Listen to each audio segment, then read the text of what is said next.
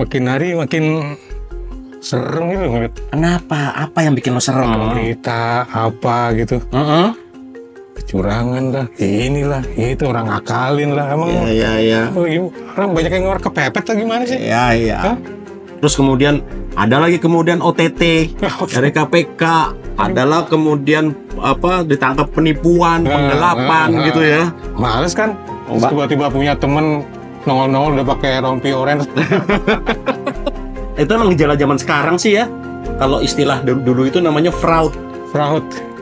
Orang-orang bilang fraud. Ini Pertanyaan tuh, apa itu fraud? oke. Tahu tuh. Gue mau cerita nih Bang Ray. Waktu gue ngajuin kredit buat rumah kayak dulu ya, itu mereka tuh beberin bahwa kita tidak ada fraud di sini. Iya. Semuanya transparan, semua gitu. Apa sih? Kok gitu banget ditekenin gitu loh? Ya. Begitu menyeramkan ya? Yes. Memang pada dasarnya fraud itu menyeramkan. Fraud itu suatu kegiatan yang seringkali pula dilakukan oleh orang-orang yang kita anggap terhormat. Iya. Iya kan? Yang kita sangka. Yang kita nggak sangka, yang kita anggap penjahat kan yang di jalanan, memegal, merampok, terus apa. Mereka itu tanda kutip nih, di masyarakat dianggap orang terhormat. Kerah putih. Kerah putih anyway ya. Seringkali pula fraud Istilah itu zaman dulu tuh ya. white collar crime. Gitu. Jadi sebenarnya gini, per definisi sebenarnya fraud itu segala sesuatu. Segala sesuatu kegiatan yang dilakukan secara ilegal untuk mendapatkan manfaat. Tentunya manfaat keuangan ya.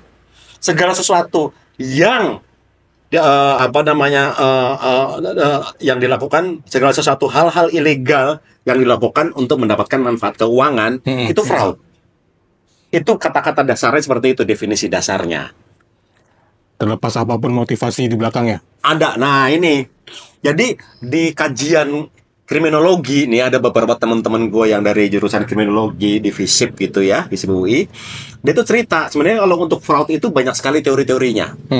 Ya, ada banyak sekali teori-teori tentang fraud. Ya, kalau di Indonesia kan fraud itu disebut sebagai penipuan, sebagai penyelewengan, itu fraud mereka nyebutnya. Jadi apa sih yang memotivasi orang? Nah, itu kan kriminologi diantaranya kan belajar seperti itu, ya kan? Ada satu yang cukup terkenal, yaitu ada segitiga fraud itu ya. Ada ahli namanya Cressey. Dia itu bilang bahwa fraud itu disebabkan oleh 3 hal yang berkelindan satu sama lain. Jadi nggak sendiri. Berkelindan satu sama lain. Ada 3 aspek. Yang pertama, motivasi. Saya ingin melakukan itu. Ya, saya karena saya butuh duit. Karena saya pengen kaya. Karena di rumah itu saya selalu ditekan-tekan sama keluarga, beli mobil baru dong, beli apa dong, rumah kita udah jelek. Nah, itu motivasi. 1. Terus kemudian aspek kedua itu adalah opportunity, kesempatan. Ya, ingat gak dulu Bang Napi bilang katanya kejahatan ada karena ada kesempatan. Itu benar. Waspadalah. Kayak gitu kan. Itu benar. Jadi salah satu aspek munculnya fraud adalah karena ada kesempatan. Wah, sekecil apapun tuh. Sekecil apapun juga, kesempatan is kesempatan. Opportunity. Yang ketiga adalah ada perasaan bahwa nggak apa-apa kok, ini nggak salah kok. Perusahaan kan udah pakai duit perusahaan udah pakai jasa saya banyak banget, rasanya gaji saya kurang deh. Pembenaran. Yang lain-lain juga melakukan hal yang sama kok. Pembenaran. 3 aspek ini kata Cressey berkelindan menjadikanlah itu suatu yang namanya fraud. Ya, penyelewengan, penipuan. Itu terjadi karena ada 3 hal itu, nggak satu-satu, 3-nya itu bersama-sama. Karena ada motivasi, karena ada kesempatan, dan juga karena ada pembenaran. Itu 3-tiganya bersama-sama, jadilah tindakan fraud itu. Artinya semua orang bisa ya? Semua orang bisa kecemplung gitu loh. Semua orang bisa. Semua orang bisa. Sadar atau tidak sadar. Yes. Atau kemudian dia masuk ke dalam lingkungan yang seperti itu ya. Atau orang, abis gimana? Kalau gue nggak ikut arus, gue kesingkir. Yang paling sering dijadikan pembenaran ialah dari dulu juga udah begitu kok. Dulu sebelum saya juga begitu kok. Gitu. Dan jangan salah, fraud itu bisa terjadi hampir di semua industri. Ya. Hampir terjadi di semua industri dan di semua level. Bukan cuma korporasi doang. UMKM, warung juga bisa fraud. Banget. Iya, bayangin gue misalkan kemudian si tukangnya, si ownernya pergi dulu sholat, anak buahnya dapat lah kemudian orang jual pecel lele gini deh, nggak masuk ke ke kotak, masuk ke kantong dia. Itu fraud. Nggak apa-apa, bosku juga kan udah dapat duit banyak. Gitu. Jadi fraud itu tidak pandang apakah dia itu UMKM atau korporasi, tidak pandang apakah itu swasta atau pemerintah, tidak pandang apakah itu organisasi profit motif atau non profit motif, semua terjadi dan memungkinkan. Gitu. Serba susah ya. Bingung nggak jadinya kan? Moral hazardnya di mana itu? Kan gini ya, aku punya cerita Bang Roy. Dulu kita sama teman-teman tuh pernah bikin bengkel, ya kan? Gimana sih supaya mekanik kita, karyawan kita nih jujur gitu ya, nggak main nilep, nggak mainin harga suku cadang segala macam. Yes. Gampang. Intinya, lu sebagai yang punya bengkel, karyawan lo jongkok, lu harus jongkok. Jangan lu berdiri, tolak pinggang. Wah udah. Itu biang penyakit tuh. Tapi ternyata nggak juga. Iya. Kesempatan. Nah, tuh. Ada motivasi, ada kesempatan, ada pembenaran. Itu kan dia berkelindan tuh. Ya. Berkelindan itu. Tapi hari gini siapa yang bisa jamin kualitas orang? Karena itu ya, di beberapa kesempatan gue sering ngomong ya. Siapa sih yang mengerjakan kegiatan operasi di satu entitas, entah itu organisasi maupun perusahaan, manusia. Iya. Oke. Bahkan sistem pun manusia yang bikin. Yes, manusia. Karena itu, terus gimana sih caranya ngindarin fraud itu? Kembali dimulai dari rekrutmennya.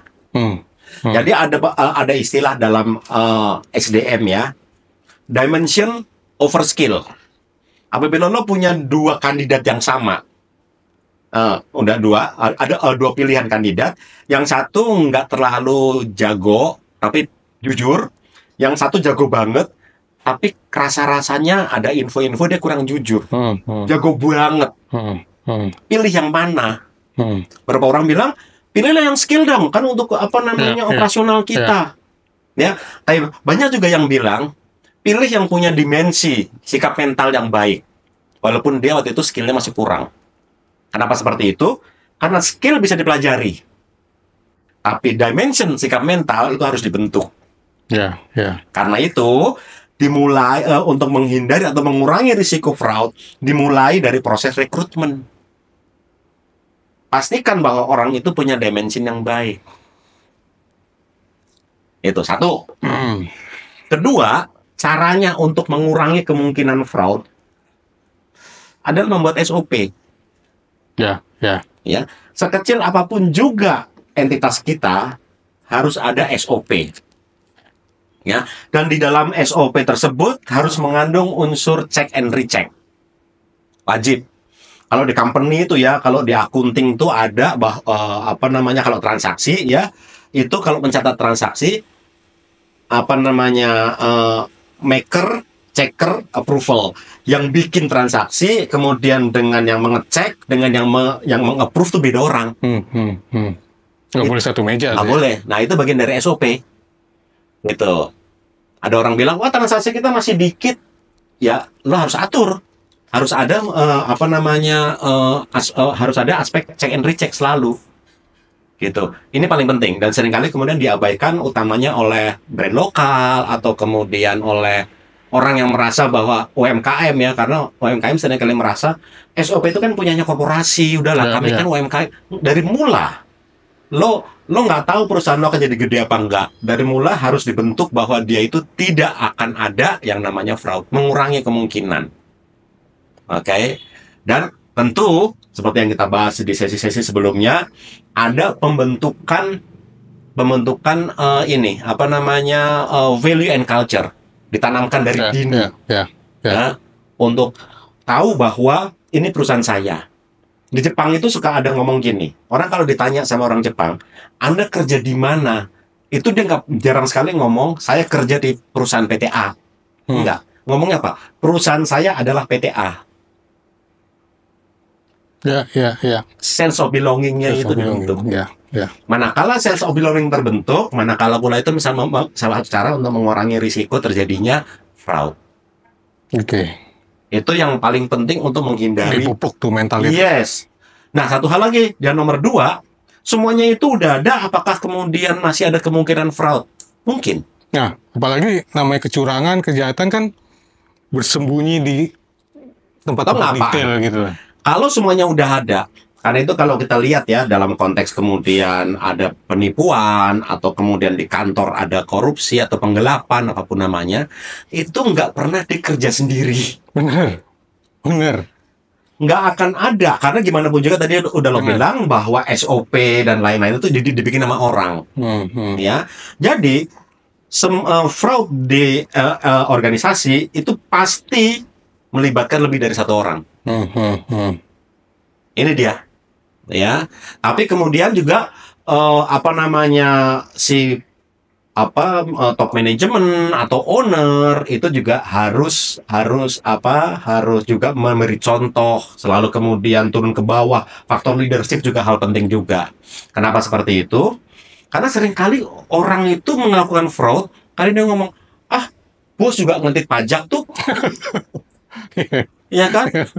Bos itu juga lagi tender, dia tuh juga kickback tuh. Iya. Satu hal ingat, di satu organisasi pembusukan selalu sama kayak ikan, pembusukan selalu dimulai dari kepala. Ya, betul. Nah, fraud itu bukan cuma di dalam doang yang melakukan. Katakan misalkan orang ikut tender. Ya, si peserta tender juga bisa melakukan fraud dengan cara apa? Suap, kickback dan lain-lain. Nah, itu karena itu berkelindan semuanya itu. Kong kali kong semuanya. Nah, itulah kemudian fraud. Itu orang bilang kenapa disebut juga fraud itu merupakan sebabnya fraud ialah kemudian ada moral hazard. Artinya apa sih moral hazard? Ialah begitu rendahnya standar moral dari orang-orang yang terlibat di dalamnya. Itu dia. Jadi kalau kemudian segala aspek itu dari rekrutmen, terus jadi namanya HR manajemen itu dari urutannya dari ngerekrut sampai kemudian orang pensiun, itu ya, termasuk maintenance dari si HR ini itu harus jalan terus ya. Manakala itu udah SOP udah dibentuk, dan yang paling penting lagi kemudian SOP dibentuk harus ada yang memastikan bahwa itu terlaksana. Itulah pentingnya yang namanya audit. Gitu. Ya, jadi apa sih audit? Audit itu memastikan bahwa orang-orang organisasi ini bekerja sesuai dengan SOP-nya. Gitu, dibandingkan itu. Gitu loh. Itulah pentingnya audit. Jadi semuanya itu ada, kemudian harus ada monitoring evaluasi itu dengan cara audit. Nah, di situ untuk memastikan bahwa itu jalan. Pagar ya. Yes. Jadi kalau pagar-pagar ini udah ada dari rekrutmen, mestinya ya kemungkinan fraud itu bisa diminimalisir atau kalau terjadi mudah terdeteksi. Betul. Itu intinya. Gila kan? Tapi ya kita berharap aja bahwa ke depan ya Indonesia termasuk salah satu yang kata orang-orang cukup tinggi fraudnya kan. Iya. Ya ke depan ya kita berharap bahwa semua itu akan lebih baik lagi lah. Amin. Kira-kira seperti itu. Seiring dengan semakin bagusnya kualitas sumber daya manusia. Iya. Jadi satu hal, kualitas sumber daya manusia bukan cuma pendidikan doang loh. Yeah. Kayak contoh ya satu hal. Ya kita orang-orang yang dulu kita ngalamin yang sebelum reformasi dan setelah reformasi kan sama aja pada dasarnya ialah bahwa sekarang pelaku fraud itu lebih muda dan lebih berpendidikan. Enggak jaminan. tadi, ya kan, kembali bahwa pemilihan sumber daya manusia yang tepat untuk masuk ke dalam organisasi kita menjadi kata kunci awal akan ada dalam perkembangannya yang jadi weak starting point-nya di situ ya. Kira-kira seperti itu. Gokil. Gitu loh. Oke. Ini kita lagi kong kali kong kan? Enggak. Kita lagi menebar kebaikan.